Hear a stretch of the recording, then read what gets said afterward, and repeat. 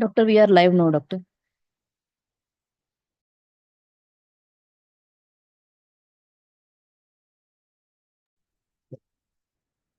So good evening and warm welcome to each and everyone watching this. So we at Young Ophthalmology Society of India, along with the collaboration with the Indian Journal of Ophthalmology, we are bringing you session 7 of this IJO YOSI live wire.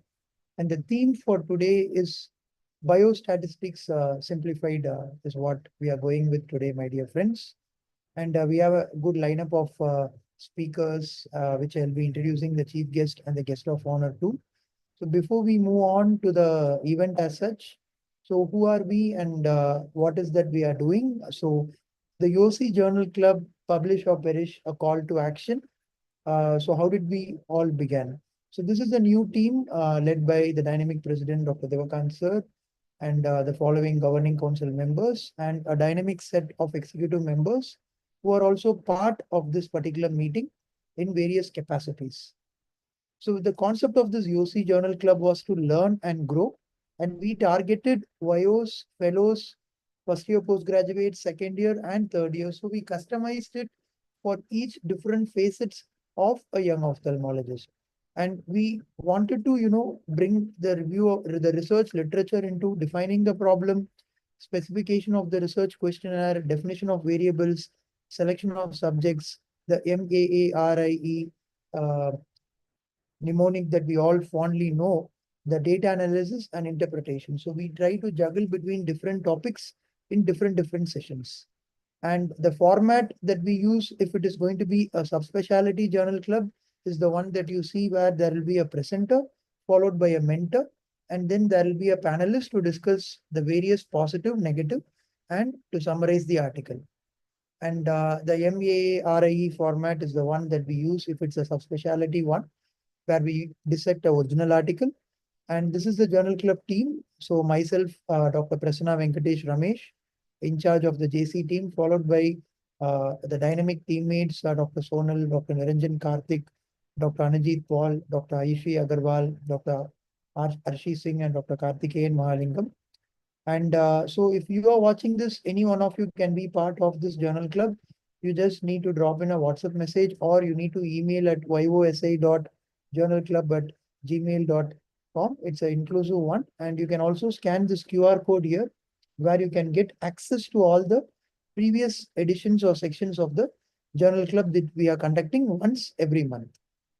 So applications are invited and as well as your suggestions. So definitely feel free to, send us your views where we can improve or learn from what you really want to take things forward in the future. So the journal club started in 2021 where we had 4 editions as you can see. And in 2022, we had 5 sessions that you can see here, different subspecialties. And then in 2023, we had 7, as well as we had 1 biostatistics. That is when, with the help of the IJO editor, Dr. Vanati ma'am, we also started to diversify from subspecialty topics into what that we really need as a holistic researcher or as a holistic publisher. So that is when we had the biostatistics part 1 in 2023. And in 2024, that you can see, the previous team did have two subspecialty webinars. And the team that you're seeing here today, we had 3 subspecialty webinars, one on orbit, one on glaucoma, and one on post-operative endophthalmitis. And then we had 6 IJO associated YOSI Journal Club webinars where we covered case reports, photo essays, original articles, managing reference management and avoiding plagiarism, publishing, writing and beyond, how to approach rejections and how to, master research in ophthalmology by RCTs, surveys, designing the survey and editorial insights. And today here we are, my dear friends, for this one and only dynamic, again, biostatistics simplified, which is something which is very important. And without much delay, to introduce sir and to also receive sir with a very warm welcome. We welcome our chief guest, Dr. R.M. Pandey, sir. Sir needs no introduction, but I'm just going to introduce sir for the benefit of all the young ophthalmologists here. Sir is a very distinguished biostatistician with extensive experience in medical research and education. He currently holds the prestigious A.S. Pintel Distinguished Scientific Chair at the ICMR. Previously to his current role, he served as the professor and head of biostatistics at AIMS, New Delhi.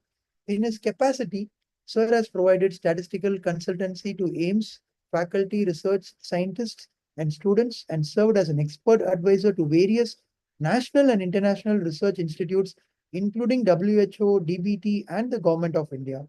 Sir has been involved in numerous research projects and has contributed significantly to the field of biostatistics, and he has been in various ethics and scientific advisory committees, reflecting his commitment to advancing medical research and upholding high ethical standards. His contribution to biostatistics has been recognized both nationally and internationally, making him a leading figure in our field. Sir, I welcome you, sir, and to this unique uh, biostatistics themed IJO live wire. A few words from you, sir, before we start our evening today. Yeah.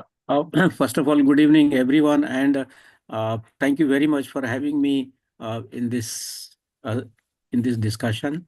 I'm really very impressed. I mean, I have not seen any other specialty where young fellows. I mean, they are really taking up these kind of, forget about biostatistics, even their own disciplines. I'm really very pleased and I mean really humbled to be here, and I would be very happy to be part of any such activities in future. So all the best and thank you very much for having me. Yeah, please. Yes, sir. Thank you, sir. So without much delay, we'll be moving into the sessions and Aishi has Vanati ma'am joined us. Aishi? Not yet, sir. Anyway, so ma'am will be joining us shortly. Again, ma'am needs no introduction. Ma'am is currently the IJO editor-in-chief for the tenure 2023 to 2026. And she's also the nominated council member of Afro-Asian Council of Ophthalmology. So ma'am will be joining us shortly. So without much delay, Aishi, would you like to call upon Samir for his first talk of the day? Yeah, sure. So now we have Dr. Samir, who is a consultant at Arvind Eye Hospital, Madurai. He is also an executive member of the YOSI team. He has several publications in peer-reviewed journals, including a book chapter. He is a very enthusiastic teacher and a trainer and has served as SICS trainers, conducted several platforms for training postgraduates, and has numerous presentations and accolades at state, national, as well as international conferences to his credit. And he'll be speaking about the power of p-value today. Over to you, Dr. Samir. Thank you. Thank you, Dr. Ayushi, for the introduction. So, a very good evening to everyone. At the very outset, I would like to thank the Indian Journal of Ophthalmology and YOSI for giving me this opportunity. So I'll be talking about one of the most commonly used and most misunderstood indices of biostatistics, which is the p-value. So I'll be covering my talk under these headings. So p-value is nothing but probability value, the probability that an observed difference could have occurred by random chance. It helps determine statistical difference and reject the null hypothesis. Now, all of you must be wondering what this jargon is. This guy is uttering this jargon. So I'll simplify this slide through few examples. So say a drug has been recently launched and you want to see the efficacy of that particular drug, whether it's effective in curing a particular disease or not. So you compare it with another drug which has been there in the market and has shown good results. And you see whether, depending on the results in terms of whether it cures the disease or not, you compare the two groups. So in this example, we take one patient in each group. Drug A is given to one person and drug B is given to another person. So the patient who was given drug A gets cured, whereas the person who was given drug B does not get cured. So does it mean that drug A is superior to drug B, or does it mean that drug A is more efficacious to drug B? It is not necessary, because there is a possibility that there might not have been any effect of drug A and the patient might have gotten cured because of a placebo effect. On the contrary, the patient who received the drug B, there is a possibility that he might not have taken the drug at all due to poor compliance, or there might have been some drug interaction with some other drug that the patient was taking, and it did not result in cure. So we cannot be sure whether any of these drugs was either superior or inferior in terms of efficacy because of these random chances or random errors. So this is what is null hypothesis. So null hypothesis states that there is no significant difference between the specified populations, and any observed difference is due to sampling or experimental error. So in the previous example, so whatever the difference that we are seeing, it is not significant, and it is could be due to sampling or experimental errors. So let's see another example. So here we take two patients in each group, and with the patients who are taking drug A, both of them get cured, and whereas the patients who are taking drug B, one of them gets cured and one of them doesn't get cured. So similarly here as well, we cannot be sure whether it was actually the drug which was working, or it was the placebo effect, or some other errors which were coming into the study. So let's see another example where we take a much larger sample size. So if we see in the population, the population that was receiving drug A, 99.7% of them get cured, which is 11443. Whereas on the other side, the population that was taking drug B, only 0.1% of them get cured. So it is very unlikely in this example that so many patients, 99% of the patients, get cured because of the placebo effect. So here we can still relatively say that drug A is definitely better than drug B. But let's see another example where it's very difficult to say if any one of these drugs were either better or inferior. So this is where p-value comes into play. So let's see the first slide again. So p-value states that the probability that an observed difference could have occurred by random chance, and it helps determine the statistical difference. So it is used in hypothesis testing to reject null hypothesis. What I mean by reject null hypothesis is that whatever difference that we are seeing in these two groups has not occurred by chance, and there is actual some effect of the particular drug. So it is a number which is between 0 and 1. It cannot be 0 and it cannot be 1. So it has to be somewhere between, and it quantifies how confidently we can say that drug A is different from drug B. So the closer the p-value to 0, the more confident we are. So what p-value is sufficient to say that drug A is different from drug B? So what I mean to say is statistically significant. So most commonly, the p-value is set at 0.05 or 5%.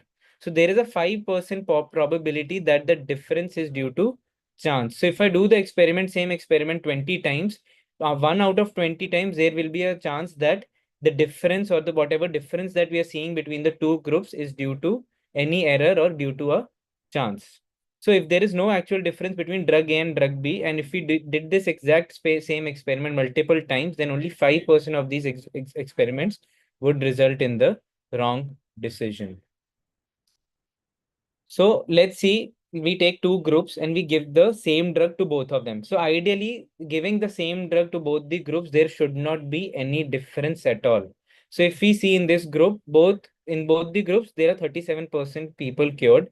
So in the first group, there are two more people who get cured as compared to the other group. So this is probably due to some other difference, which is probably an error or a placebo effect. So this is how we should observe in an ideal scenario. So the p-value is 0.9, which means that any difference is not statistically significant.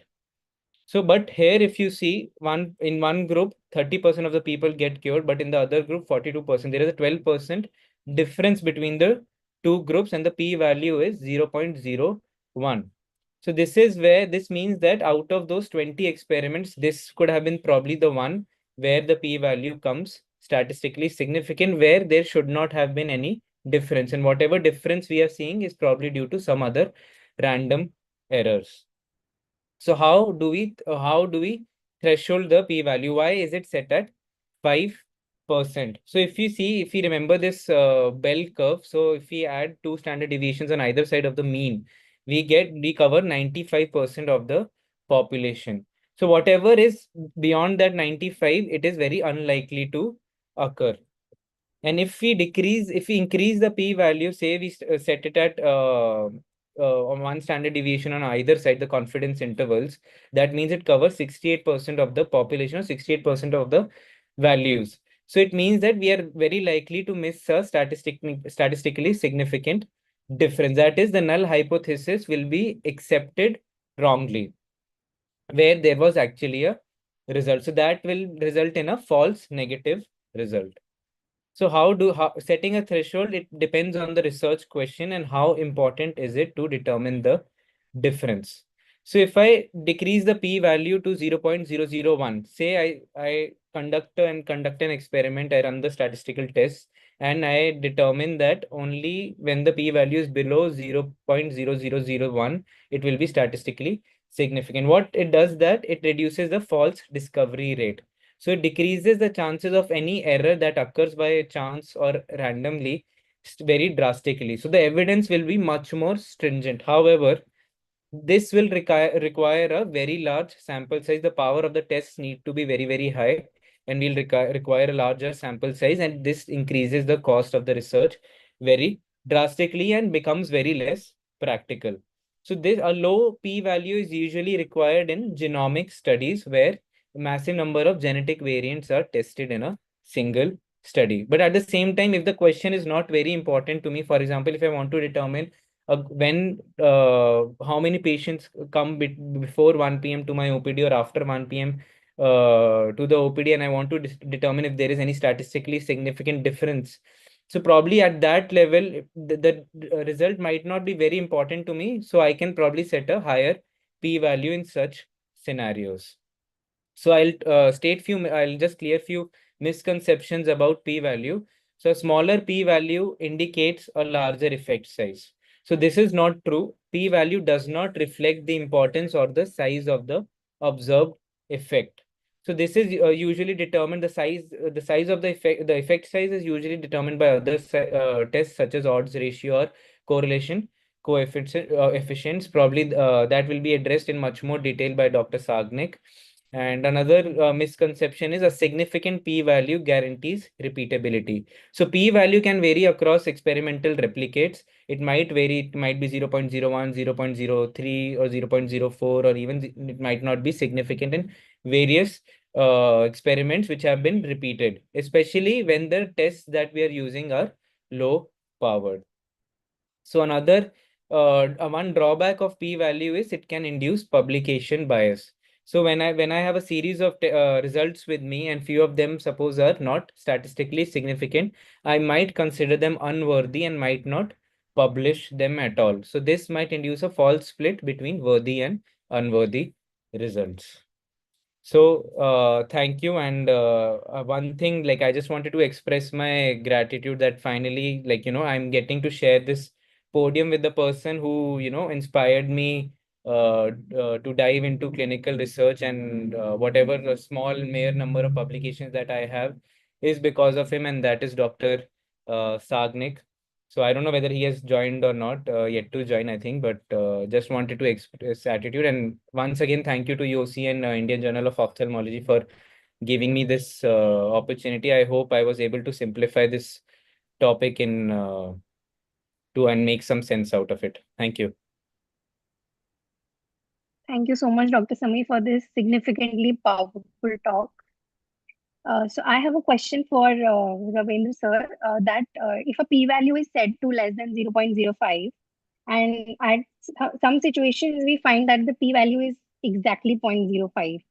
So some authors tend to say that there is a trend towards significance. So is that right to mention that in the manuscripts, or will it be considered as not statistically significant? Oh, so this question is to me, right? Yes, sir. Okay, yeah. So actually this 0.05 is an arbitrary cutoff. So that's why, I mean, people use a lot of adjectives So it's better not to use adjectives that is strongly significant or tending towards significant or less significant. I think just report the exact p-value and let the reader interpret accordingly. But convention is p is less than 0.05. So 0.05 not included. So, but it doesn't make any sense to add any adjective that tending towards significant and all that. Yeah. Thank you, sir. So actually, there's a very interesting story how 0.05 came up. So if you see, there was a statistician named Carl Pearson, after whom Pearson coefficient has been named. So he had published a book on statistics, and then after him came Ronald A. Fisher, after whom Fisher's test has been named. So he wanted to publish another book, and both of them probably were not on very good terms, both Fisher and Pearson. So what he in Pearson's book, actually there were a lot of tables with a series of p values, and what Fisher did, he concised all these tables. Probably because one reason was he wanted to save some editorial space. Second, he wanted to avoid copyright infringement. So out of those p values, he gave few p values a little more. He advised them to be used more commonly and gave a special status to 0.05. So as Sir said, it is more of an arbitrary number. So that is actually how the 0.05 p value came up. So if I can just take 1 or 2 minutes. Please, Yes, sir. sir. Please, sir. The Yeah. stage is all yours, sir. We would Yes. like to. So this actually very nice, nice talk. The p-value, see, about 4 or 5 years back, there was a editorial in American Statistical Association that p-values have done maximum damage to medical research. So I mean, there is nothing wrong with p-value, but actually how you use the p-value. It's like there is nothing wrong with knife, but how you use the knife, right? So don't blame p-value, but blame the misuse of p-value, right? So very nicely said. So whether one understands when to use p-value or not, but at least one should understand when p-value should not be used, what does p-value tell you and what p-value does not tell you. See, when you do any study, when we do any study, our question is for the target population. We always do study on sample. Once we have done a study on sample, we have result on the sample. Then we extrapolate our sample finding to target population. And when we do that, then the reviewer will ask you, tell me two things, how valid your results are and how reproducible your results are. So validity is the function of conduct of study. About reproducibility, he will say, you have studied only one sample, right? This could be your lucky sample.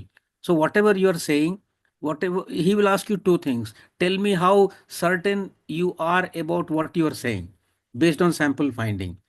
So you express in terms of confidence interval. So that by reporting confidence interval, you are expressing your results in terms of certainty. But he will not stop there. He will ask you one more question. He will say, but you have studied only one sample, and whatever you have got could be a chance finding. This could be lucky sample. So tell me what you have got, how often this could be a beyond chance finding, right? So then that is why where you report p-value. So p-value is a way to express your results in terms of uncertainty, right? So if you have to report your result uh, in only one way, whether confidence interval or p-value, then prefer confidence interval. Looking at confidence interval, you can say something about p-value, but looking at p-value, you cannot say about confidence interval, right? P-values, see, most studies, they don't do sample size calculation. So they don't do sample size calculation. Their power is less, and then their p-value is not significant.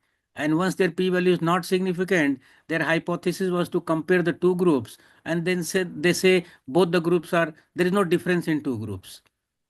Absence of proof is not proof of absence. If you have not been able to find something, it does not mean it does not exist. You may have missed it because of inadequate power. So p values have done, I mean, one has to be very careful with p value. And there is problem with reviewers and editors also. Unless you report some p-values, they think you have not done enough analysis, right? So, I mean, so there are a lot of problems with misusing of p-value, but very nice session. Thank you.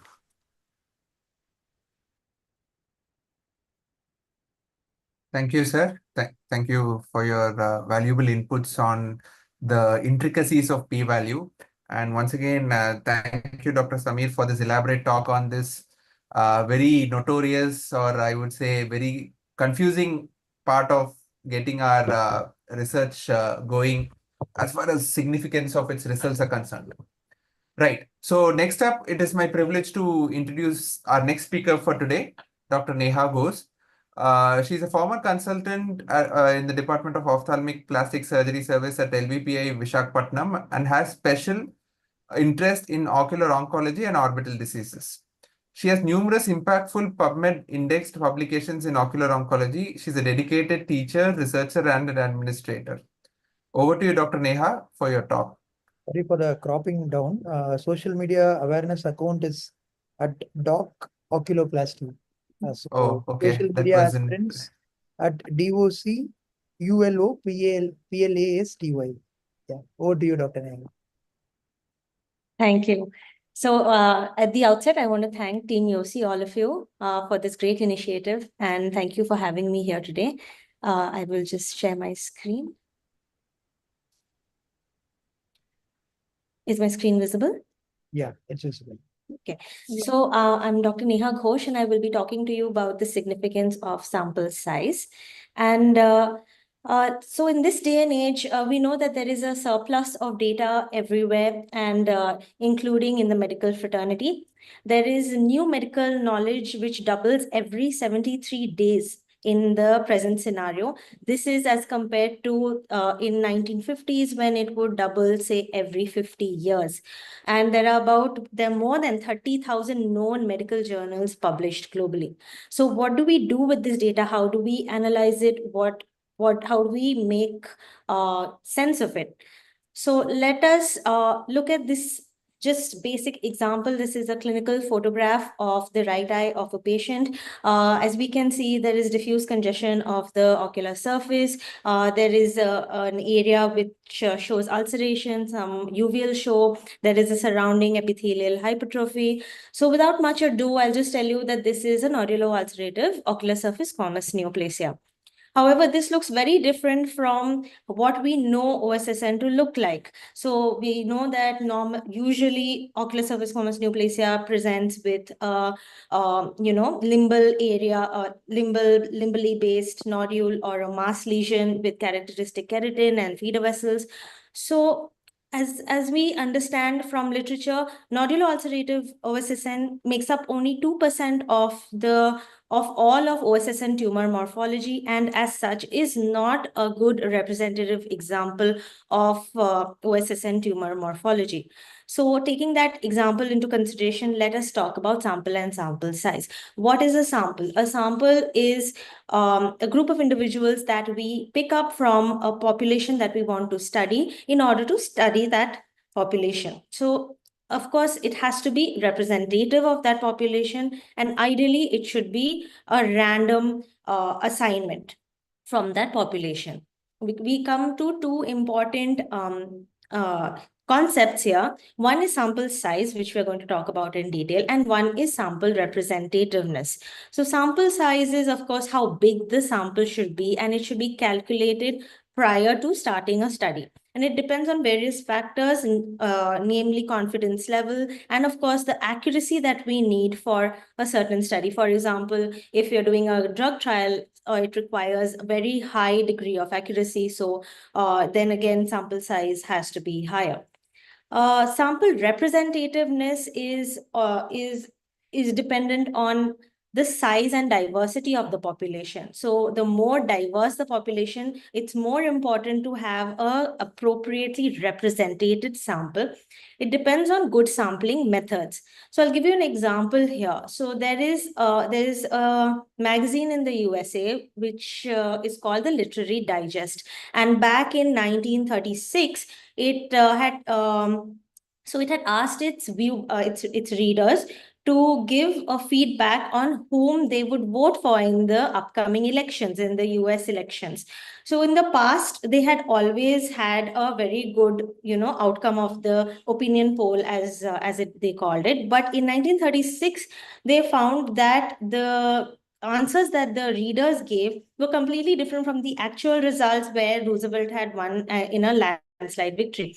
So why did this happen? So there are two reasons, and there were two biases which worked here. One was a response bias, because the Literary Digest had about 10 million readers, but only 2.4 million readers had actually gotten back and answered the survey. That is one. And another one is selection bias. So the people who were actually reading this Literary Digest were all really affluent people who had membership to country clubs, and really just the rich people. Whereas Roosevelt was trying to bring in economic reforms during the Depression, where it would help all sections of society. So as we understand, the readers of the Literary Digest were not a good representative of the actual population which were going into vote during the US elections at that time.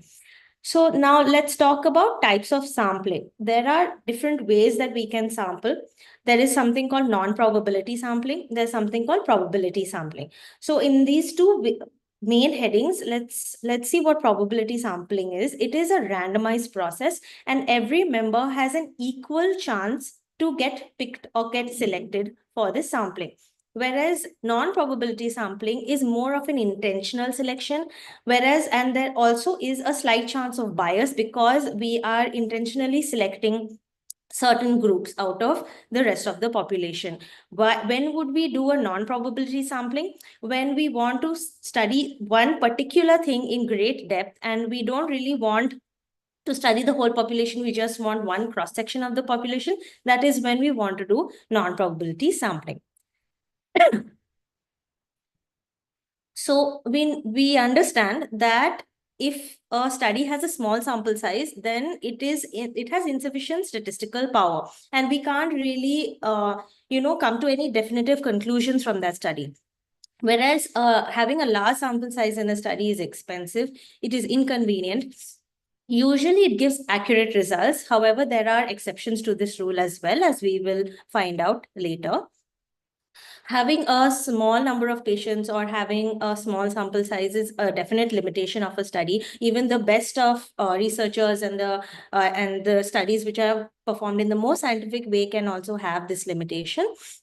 Of course, having a large cohort again is a strength. So now let's understand what are the factors affecting sample size. So there are four main factors which we will talk about. One is the desired level of statistical significance. Second is the power of the study. Power of the study is basically the chance of detecting a difference between two groups which we are comparing. Third is targeted difference. And fourth is variability of the data. We have to understand. So Dr. Sameer has already explained this in great detail and made my job a little easier. But basically, what is a null hypothesis? A null hypothesis states that there is no difference between two groups that we are trying to study.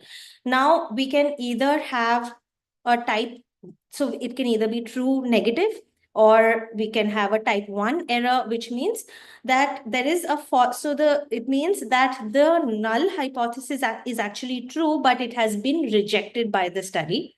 It can be a type 2 error. That means the null hypothesis is false, but it has been accepted. That means it has been accepted that there is no difference, but actually there is a difference, and that is type 2 error or beta error. And of course, there can be a true positive outcome as well. So let's talk about desired level of significance. It is denoted as alpha, as we have already seen, and it is the probability of having a type 1 error. That is probability of rejecting the null hypothesis even when it is true. So usually the level of significance is chosen as 5% in most studies. Some studies do choose 1% as well, but that requires another much higher sample size. So most studies like to choose 5% as the level of significance, and the desired level of significance is determined prior to starting the study. And p-value is something that comes out of the study. So then it is an outcome of the study. So p-value less than 5% or 0.05, if that is what the result comes to, then the null hypothesis will be rejected and the groups will be assumed to be different. So what we understand is smaller the level of significance, larger is the sample size needed. Again, power. Power is another important determinant in determining sample size. Power is 1 minus beta, or 1 minus the probability of type 2 error.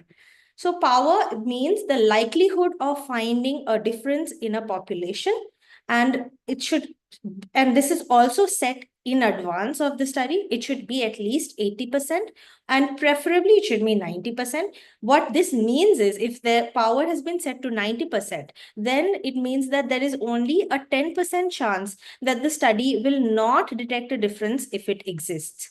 So again, sample size increases with the increasing power that you have set aside for your study.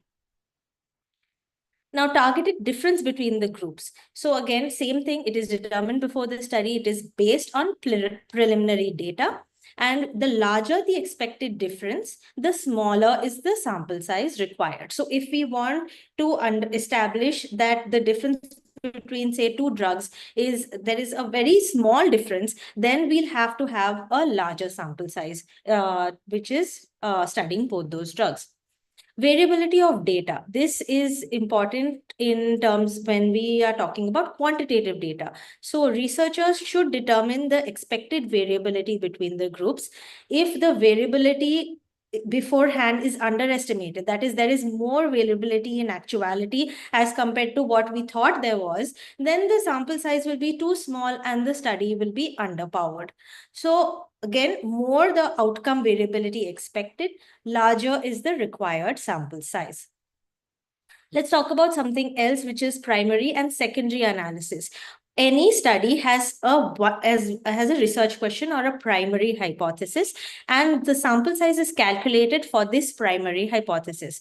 However, there are multiple different types, there are other secondary hypotheses as well. So we have to, so each and every hypothesis will have a different sample size needed, which is actually so as to test that hypothesis and so that it can be statistically significant. So any one study is actually powered for only one outcome, and it is usually overpowered or underpowered for all the other secondary outcomes. And if we want to actually establish a real relationship between the secondary outcomes, then we might have to might have to do further studies or change the sample size for further studies. There is another concept which is used in information systems where there's large amounts of data available, like for example, like on the internet. So in very large samples, the p-value quickly approaches 0. So it becomes less than 0.05 and becomes very, very less. So does that mean that the studies are always statistically significant? It doesn't. It means that we have to look at other variables, other parameters. So this is something, so confidence interval is something that we have to look at. It is the range for actual magnitude of parameter of the interest of what we are interested in. So as sample size increases, the confidence interval becomes narrow. We have to look out for the confidence interval in any study, especially if the sample size is huge and the p-value is small. So sample size calculation, I think, is complicated. There are multiple ways which we can do sample size calculation, and of course it depends on the type of study that you're going to do. So either we can manually calculate it using formula which are readily available. We can use different types of statistical software. One example is G-Power, which is available online for free. You can download it. It comes with a manual, and you can select the type of study you're doing and what you want to study, and it will give you, and what kind of power you want, what kind of level of significance you want, and it will give you the sample size required. And of course, you can always take the help of a statistician. So with this, I conclude my talk. I'm just going to give give these 3 take-home points, which are sample size should be appropriate for the study to be significant. It should be representative of the population that we are studying. And confidence interval is also something very important, apart from p-value, to be noted, and especially when the sample size is very large. Thank you. Thank you so much, Neha, for this wonderful talk and for simplifying this complex topic for all of us. We have 2 questions. The first question is, what is the role of confidence interval? Can you take that? Yeah. Yeah. Yes, So- Neha. So confidence interval is, again, these are concepts which I think a statistician would be better equipped to handle. So if possible, can I redirect this question to Dr. Pandey? Yes. Sir, would you like to answer the question? The Uh, role of confidence interval. Yes, thank you. This sample size actually is an issue at 2 stages. One, at the planning of the study, when you're developing the protocol, and second, when you're reading somebody's published paper. So before you accept that finding, you would like to be sure, is it coming based on adequate sample size or not? That is number one. Number two, uh, any study will have objectives. It is always better to divide your objectives into primary objective and secondary objective as mentioned. And sample size is calculated for each of the primary objectives. So if I have 5 objectives, 2 are primary and 3 are secondary, then I have 2 primary objectives means 2 primary outcomes, right? Then the sample size required for each of the 2 primary outcomes would be different, but study size would be one, right? So I would calculate sample size for both of them, and the one giving larger size becomes my study size.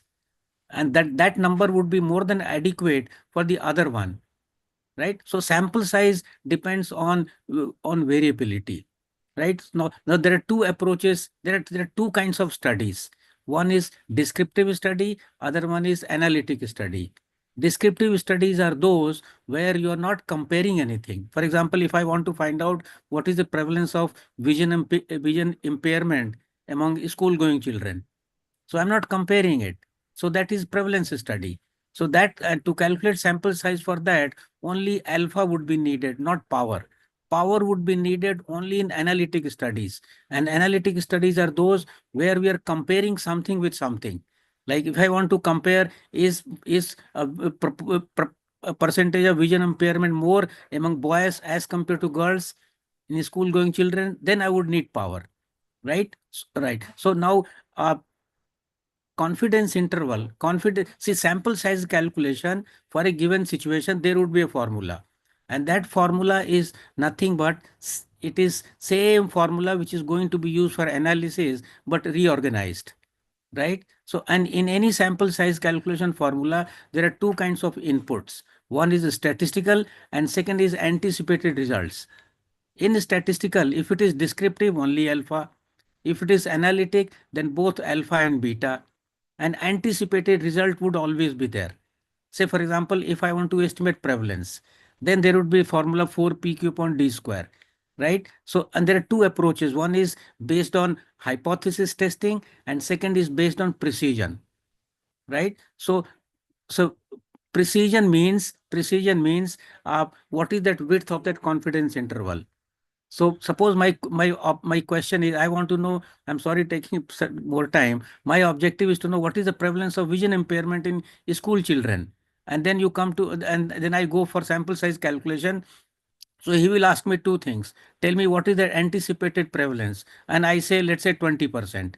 Then he says, okay, 20%, but then you are going to calculate confidence interval for this. So how precise you want? So if I say plus minus 5, so the precision is half of the width of the confidence interval. So for 5 and 20, I will get some sample size. But suppose that number is more, then I can bargain. So sample size calculation is like shopping. You don't do one sample size calculation. You have to do multiple sample size calculation. And finally, you settle for the one which is feasible to the investigator and technically acceptable. right? So confidence interval approach is when you're doing sample size calculation based on precision approach, right? It will not be when you're using hypothesis testing approach. Yeah. Thank you. Thank you so much, sir. We have one more question. That when are higher p-values helpful? Is there any situation where a higher p-value would be useful? Setting up a higher p-value as significant. No, actually for sample size calculation, almost all the time your p-value or alpha value is fixed at 5%, right? Now when people, but just I think one should remember that 5% you are given for your study, one study. Now, if you have two primary objectives, then you can't use 5%, 5% two times. You have to split 5%, 2.5 and 2.5 so that the total should not exceed 5%.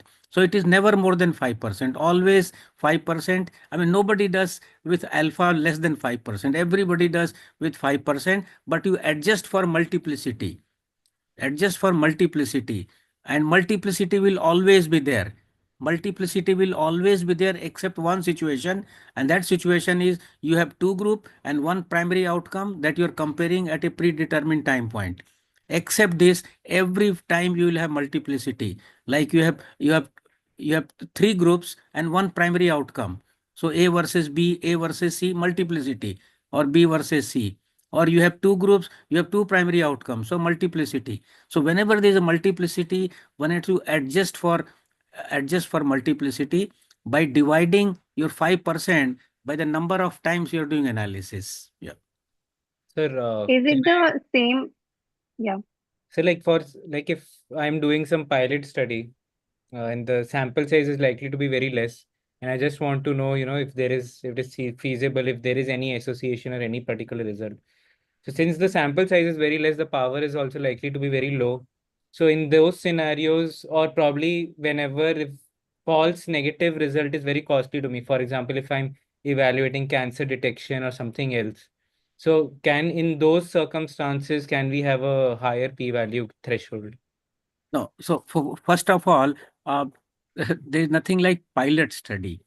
So pilot studies are basically your feasibility studies. Those are like pilot studies are like if you have to perform a play, then do a rehearsal so that in your main play you don't mess up. Right. So pilot studies are not meant to draw conclusion about your objective.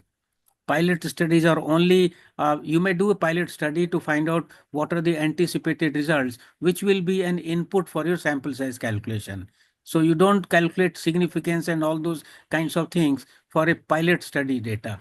The people misuse the word pilot. They don't do sample size calculation and then say this, and they draw conclusion and say pilot study. So that when somebody asks you a question on sample size, then you say, can you not see this is pilot study? So that is misuse of the word pilots. There is nothing like pilot study. Those are feasibility studies. There are only two kinds of studies, one with adequate sample size and other with inadequate sample size if you're drawing conclusion. Thank you, sir. So the multiplicity adjustment that you mentioned, is it the same as the Bonferroni correction that we read about? Yes, Bonferroni correction is one way of adjusting for multiplicity. Right. So suppose you are doing three comparisons. So for each of the comparison, your p-value will not be 0.05. It has to be 0.05 divided by 3 so that all the three put together should not cross 5%. Should not exceed 5%. Yes, that's correct. Thank you. Sagnik, did you raise your hand for a question? Oh, no, I think I just clicked it by mistake. Aishi, are we good to go to the next speaker? Yes. So next we have Dr. Sagnik Sen. I'll just share a screen now. 1 second, Aishi. Yeah. Yes. Thank you, R.M. Pandey, sir, once again for the elaborate discussion. And we enjoy the discussion, sir. And I think that's why we are cherishing each and every moment. And Aishi, with your permission, I'm just calling Dr. Arshi Singh to introduce the next speaker of the day. Arshi, you are there to introduce Dr. Yes, Sagnik. sir. Yeah. It's my absolute pleasure to introduce Dr. Sagnik Sen. He's a retina surgeon at St. Thomas Hospital in London and specializes in retinal diseases and preventive ophthalmology. He did his ophthalmology training at AIMS New Delhi and did a research for a fellowship at Arvind Eye Hospital in Madurai. He's also done a research fellowship at Moorfield Eye Hospital in London. He has multiple publications to his name with book chapters and also has been a research fellow at UCL. He's passionate about preventive care, AI, and predictive biomarkers of eye diseases. Welcome, Dr. Sagnik, to another episode of IJO Livewire. We are very happy to have you here and would love to listen to your inputs today. Thanks, Arshi. Thanks for the warm welcome. And thanks to all of the YOSI Livewire team for inviting me for the talk today. Let me share my screen once.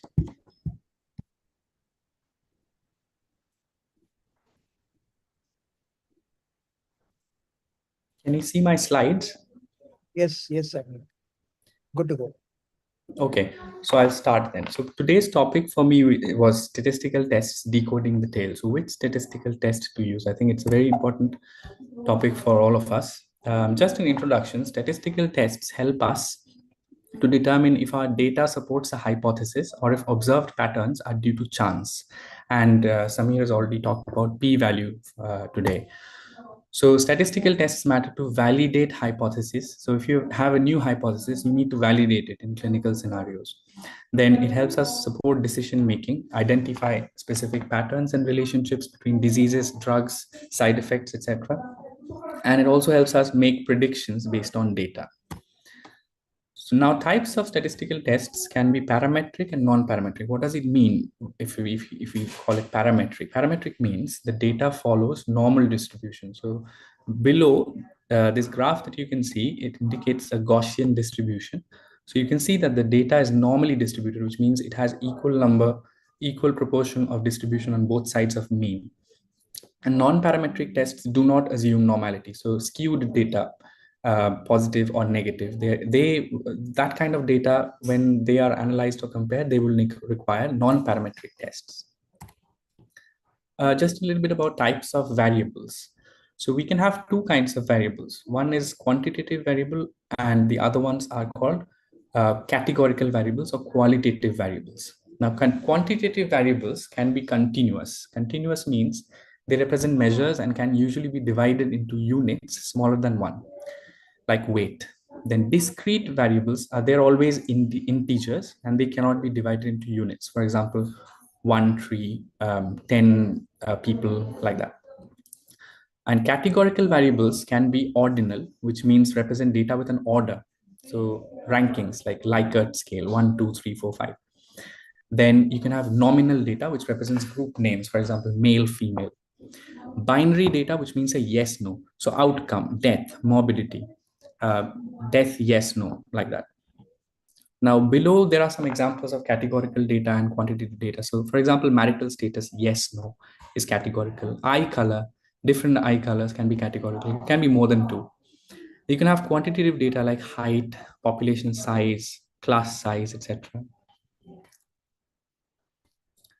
Now the common statistical tests that we hear of are test, ANOVA, chi-square test. A lot of us might have used it. Juniors might be starting to use these kind of tests for their thesis. So it's very important to identify which test is to be used in which situation. Now there are specific tests to be used for parametric data and specific tests to be used for non-parametric data.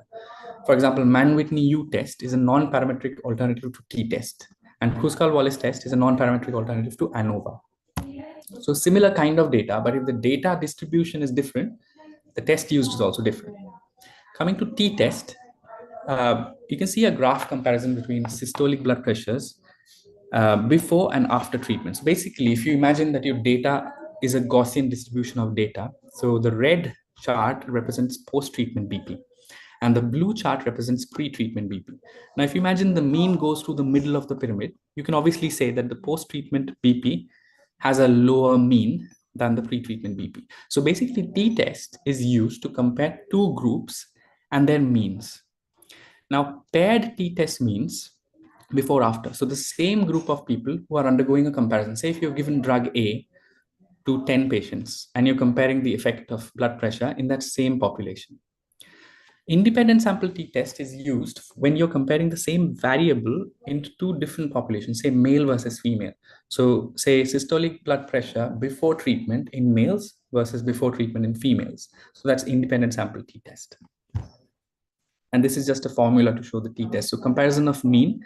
So x bar is the mean of the sample, and mu is the assumed mean, which is the observed, like whatever you're comparing from, divided by sigma, which is the standard deviation, divided by square root of n, which is the sample size.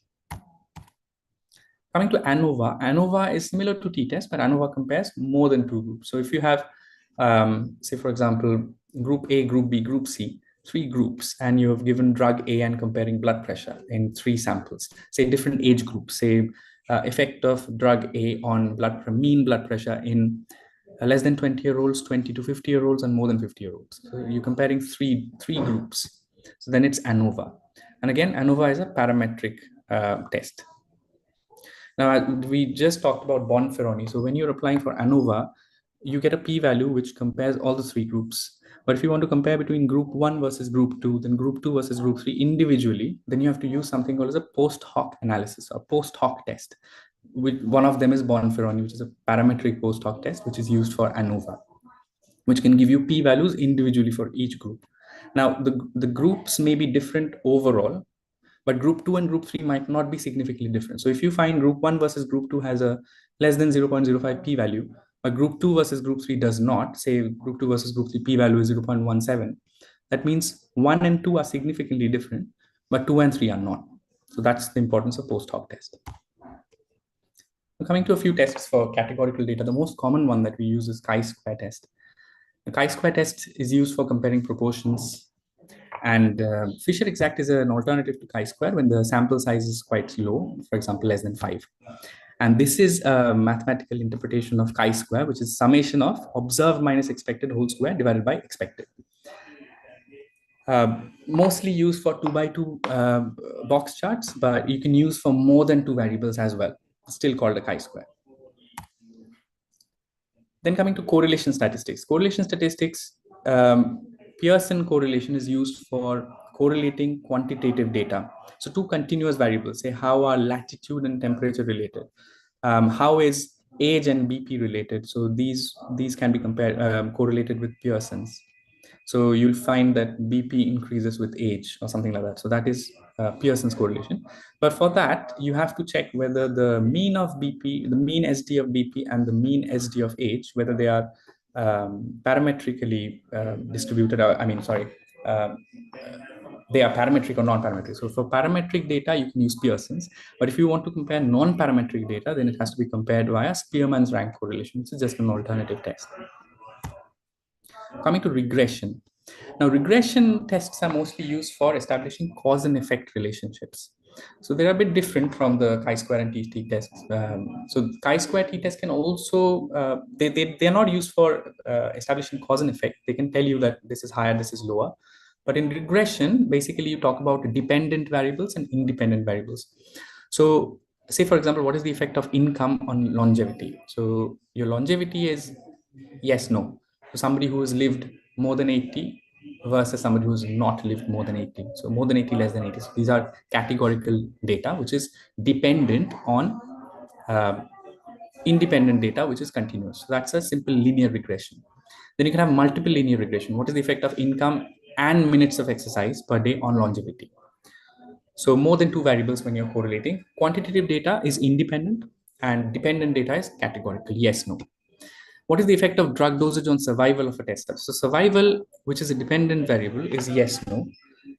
And effect of drug dosage. So dose more than 10 milligram, less than 10 milligrams. So that's also binary. So that's logistic regression.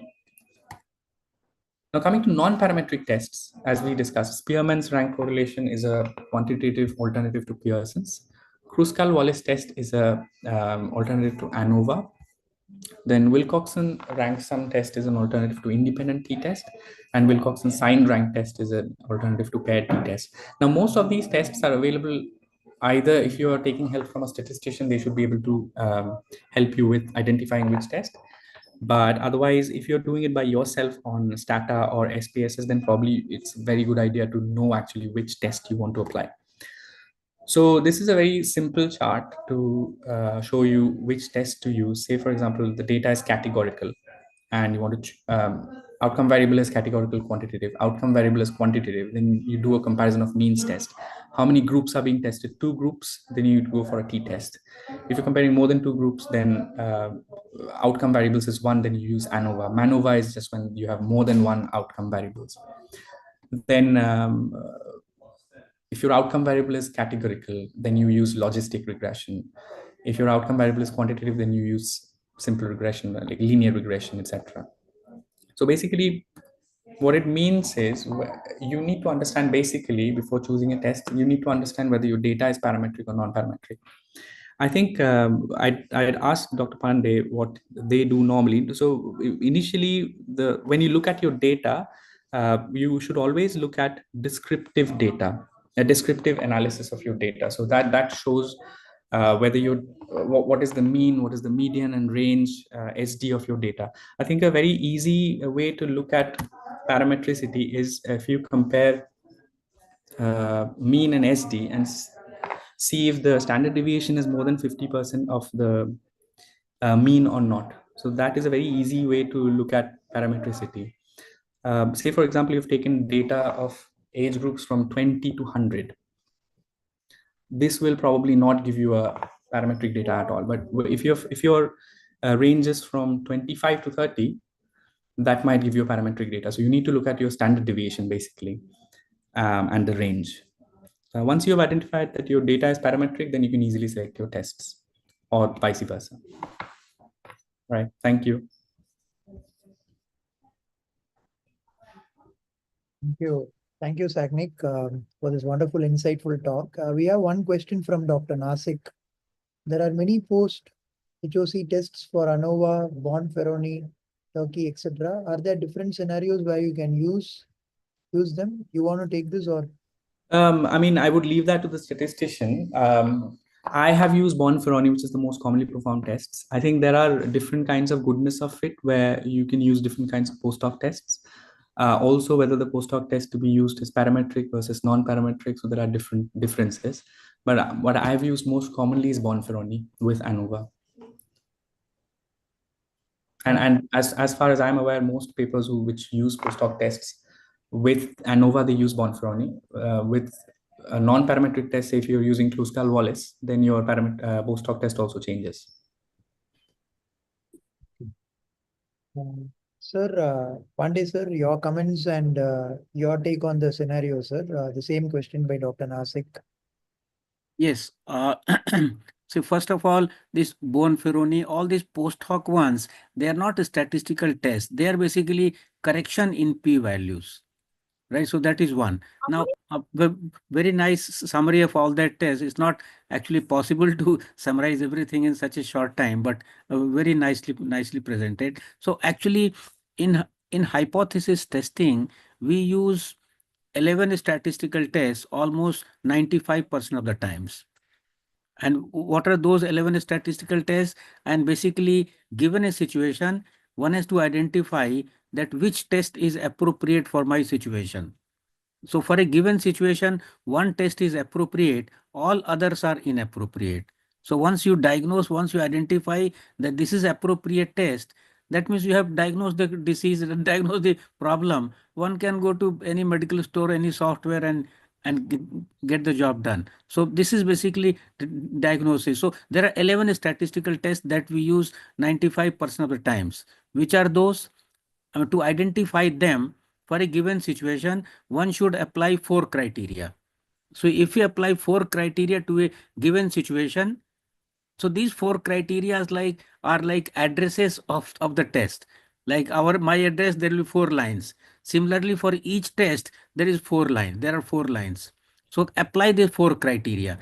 First criteria is, what is the combination of 2 variables? Is it categorical or categorical quantitative? Right? Is it categorical or categorical quantitative? If it is categorical, you are in a contingency table, 2 by 2, 2 by 3 table. If it is categorical quantitative, then one would compare mean or median depending upon normal or non-normal.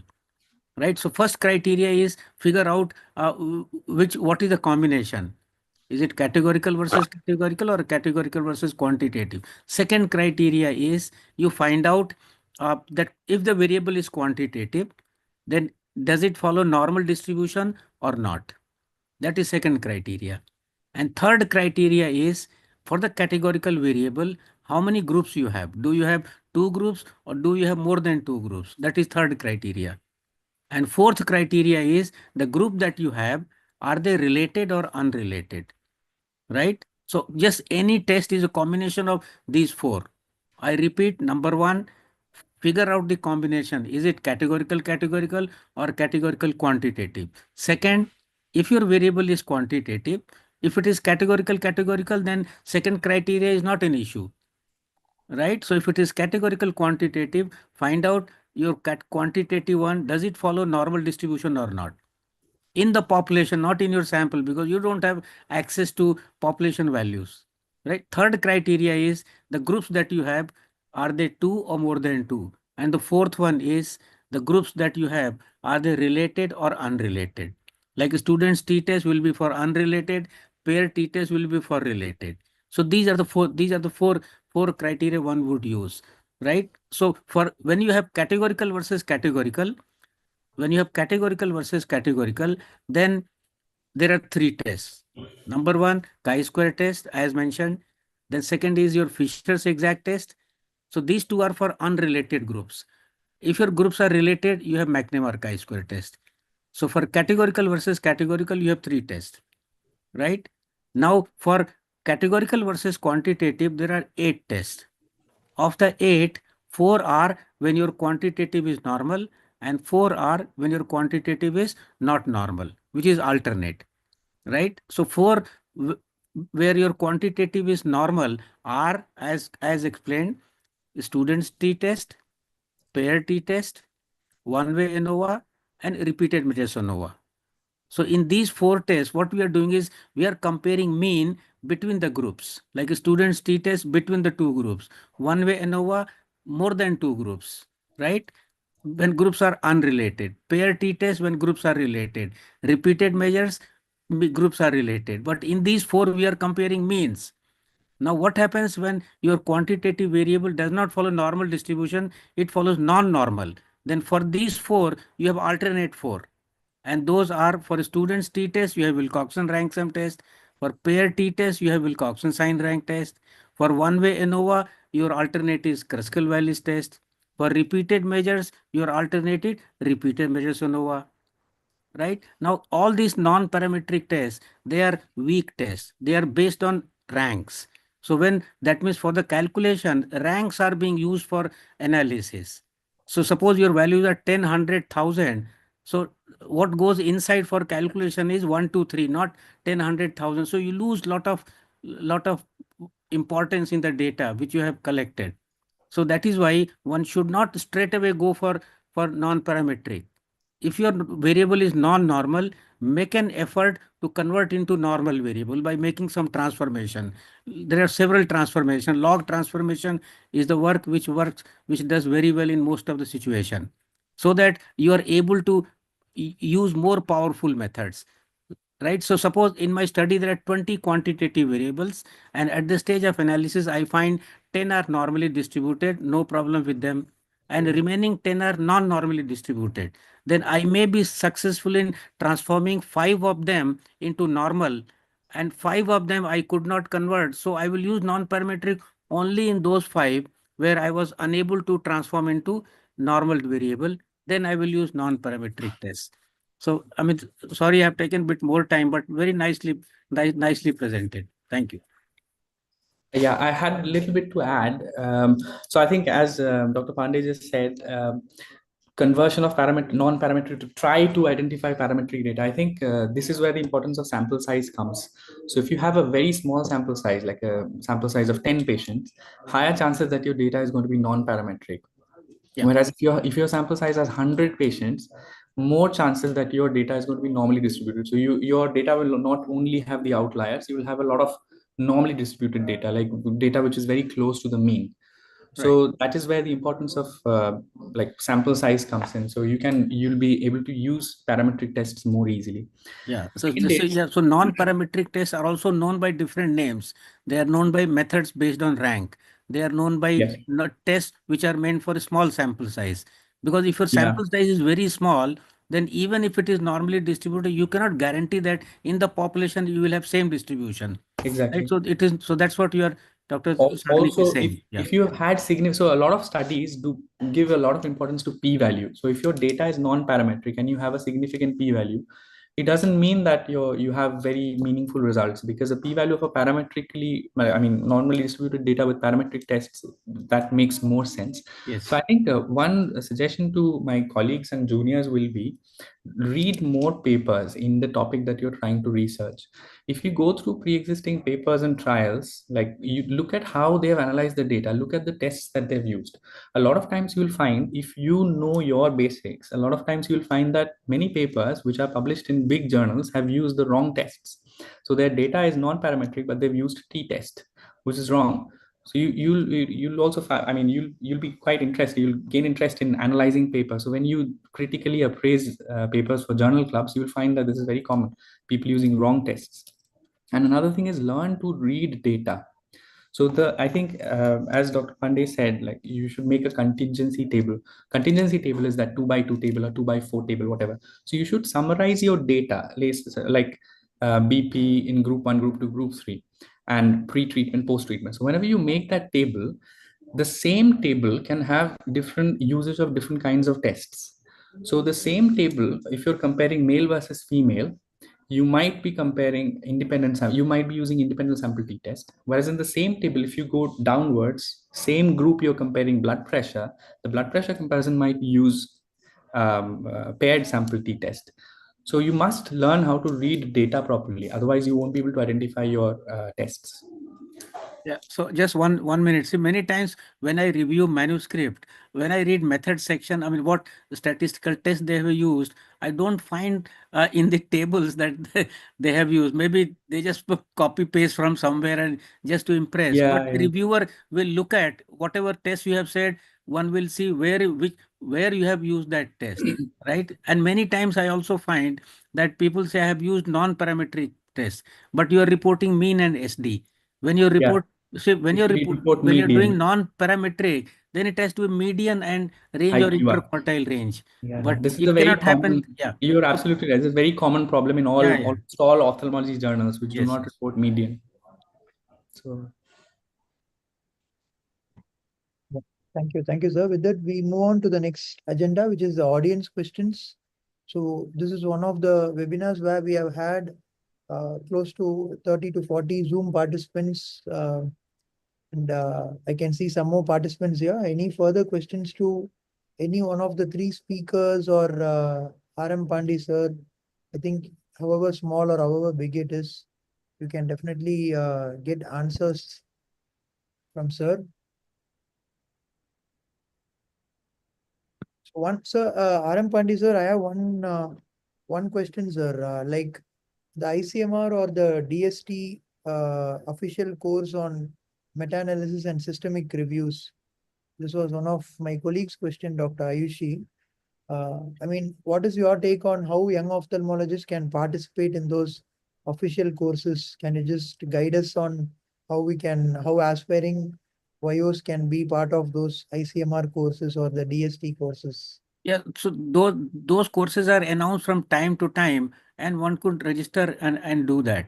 But I think one thing that I would like to just mention is that uh, ICMR and National Academy of Medical Sciences, they have launched a web online statistical help, which is free. So any researcher in India, if they have any problem with the statistics, they can book the slot as per their convenience.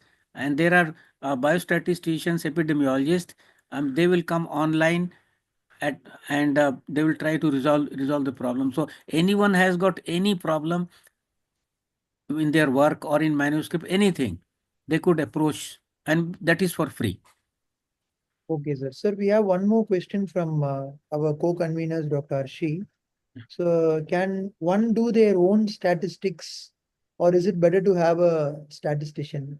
No, actually, ideally, one should do your own statistics, because statisticians, as a statistician, I don't understand a lot of things, and I don't know, whatever you explain, I may not absorb everything. So it is always better to do your own analysis, and doing analysis is not something great. Like, I mean, that is one of the easiest thing. So I think if one does analysis for their own data, they would do more justice as compared to sending your data to statistician and do something and give me some p-value.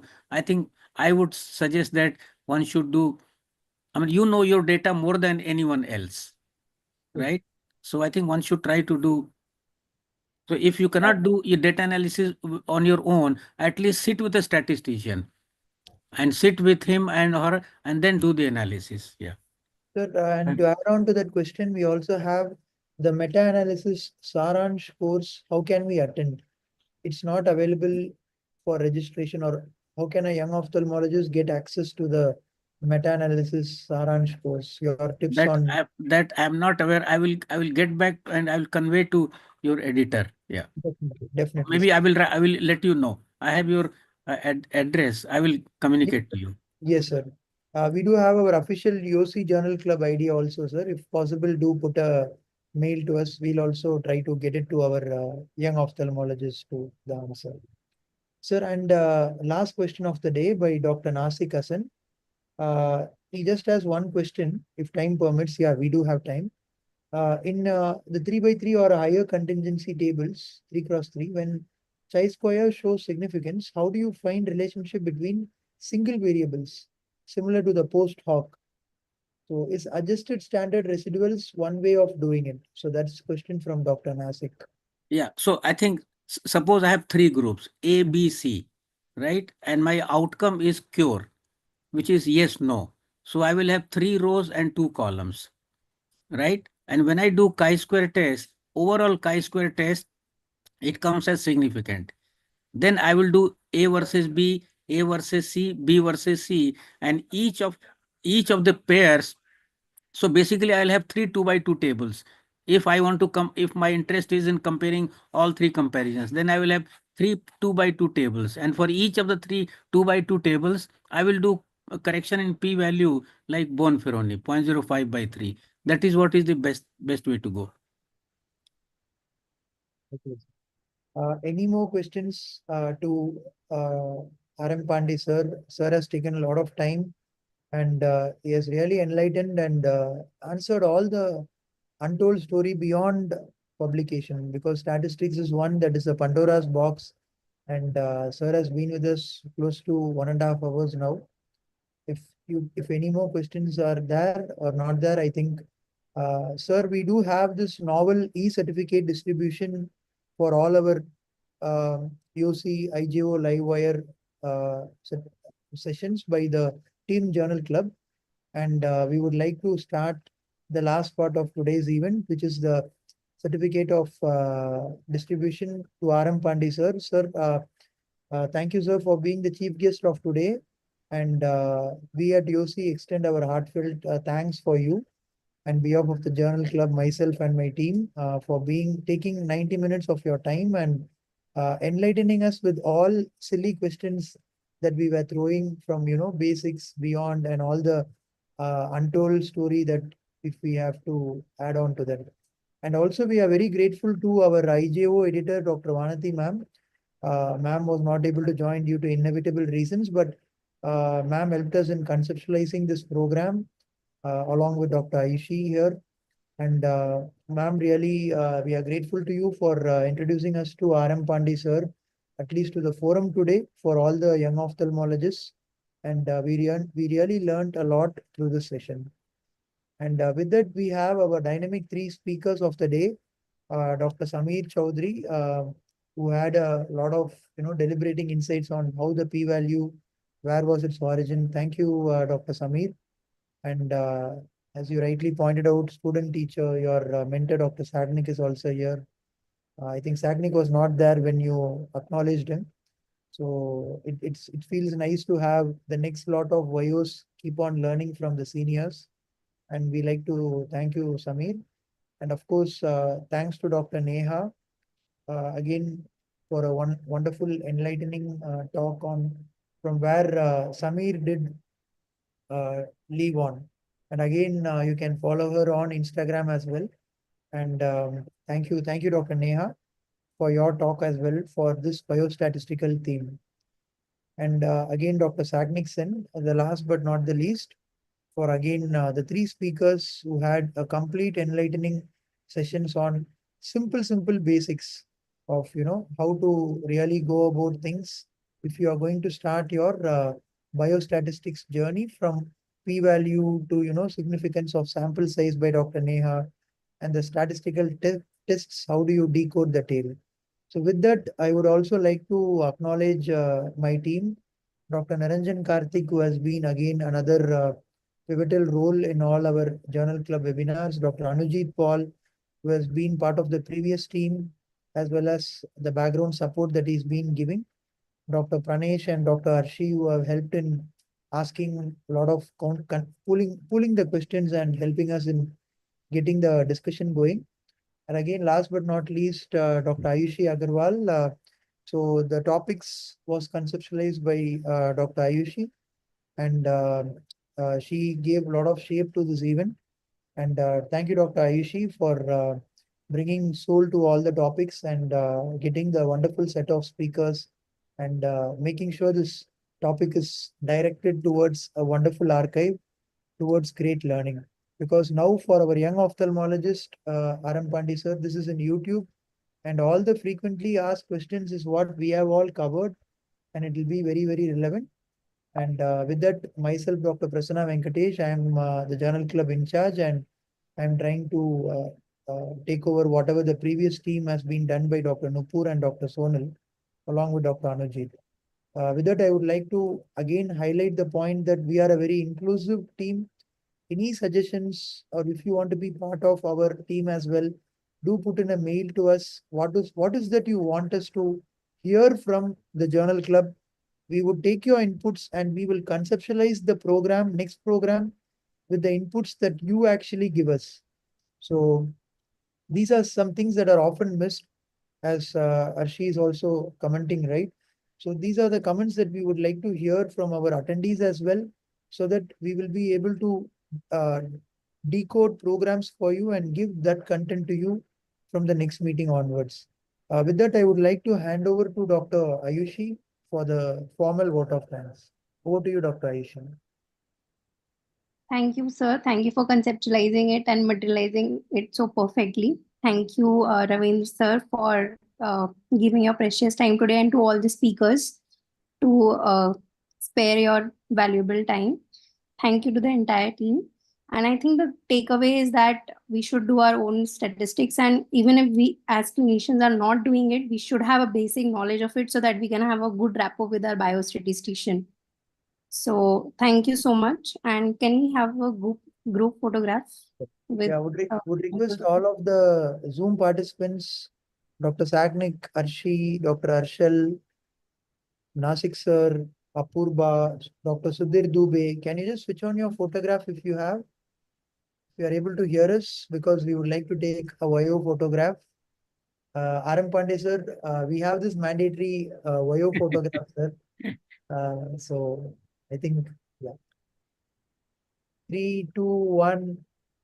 Cheers. We'll have one more click. It's 3, 2, 1.